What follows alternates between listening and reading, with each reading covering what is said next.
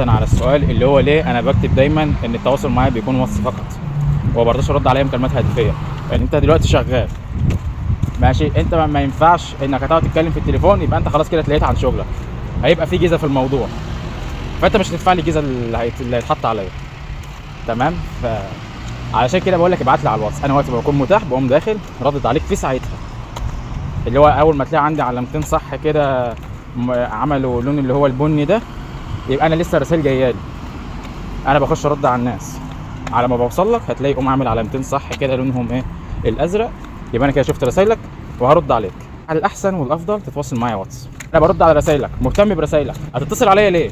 يعني احترم خصوصيه غيرك، احترم اللي غيرك ما هوش قاعد لك ومش فاضيلك، غيرك بيشتغل برضو والله، غيرك وراه حاجات بيعملها، سيبك من الشغل وراه حاجات تانية بيعملها، احترم وقته. فانت خش ابعت له على الواتس، ووقت ما يكون متاح هيخش يرد عليك، مش هيبخل عليك في حاجه، وانت ما انتش احسن من غيرك وغيرك ما هوش احسن منك.